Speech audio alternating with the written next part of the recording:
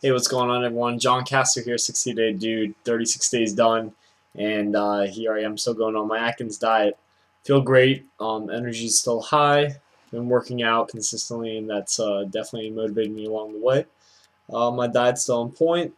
I'm enjoying the pre-maintenance phase, keeping my carbohydrates at a higher level, and still seeing, as far as aesthetic adjustments, a little bit of less body fat here, more muscle tone here. Like I said, mainly that's because I've started resistance training again. So a couple of things I've been meaning to get off my chest about the Atkins diet and other low carb diets is obviously when you go out. I've talked about this before that um, it's hard kind of making the best food choices or picking a restaurant because not every American restaurant or food option in America is going to have something or have a variety of things that will fit into the Atkins diet. Some they may fit into they may have qualified carbohydrates, but it doesn't have that low carb or carb free option that you can build your meal around.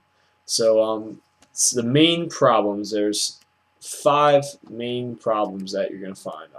First one is when foods have sugar in it and you don't know it.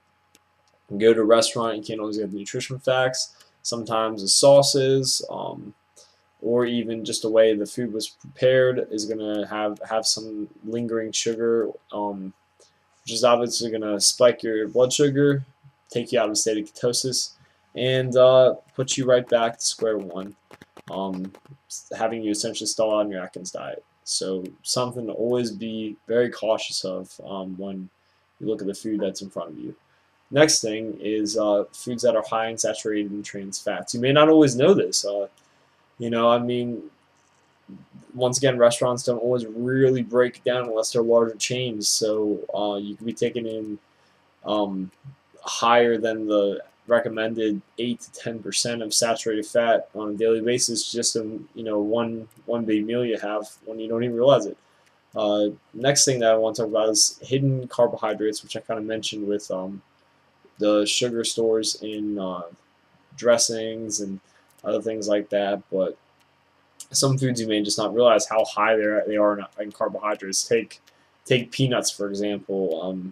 Great source of healthy fats, a little bit of saturated fat, which isn't bad. But there's actually a decent amount of carbohydrates, which kind of stinks because they're a great source of protein too. So always something to be looking out whenever you kind of prepare in your mind in advance what foods to avoid and which ones have those kind of hidden carbohydrates, if you want to call them that. Sugar supplements are kind of a bummer because if you're on the mindset that that's not the best thing for you, which I hope you are, uh, that's going to be your only option sometimes. Like if you want anything but water, a lot of times when you go to a restaurant, what are you looking at? Diet soda. Maybe unsweetened tea at best. But even in some foods, they use unsweetened supplements, Splenda and other things. Last thing that you got to be watching out for is when you go into a restaurant and there's no good option for you, or there just isn't more than one or two. Take for example, worst case scenario, you get stuck at McDonald's, right? What do you have? Grilled chicken salad, right? Which, let's be honest, all that stuff is processed junk. The meat is, I mean, if you've seen the pictures floating around the internet, you'll know that it's not really much of meat, if anything at all. And the greens probably from a salad aren't really that fresh. So these are the main five pitfalls you're going to run into when you are out looking for a good solution. But beware these Atkins problems you're going to face.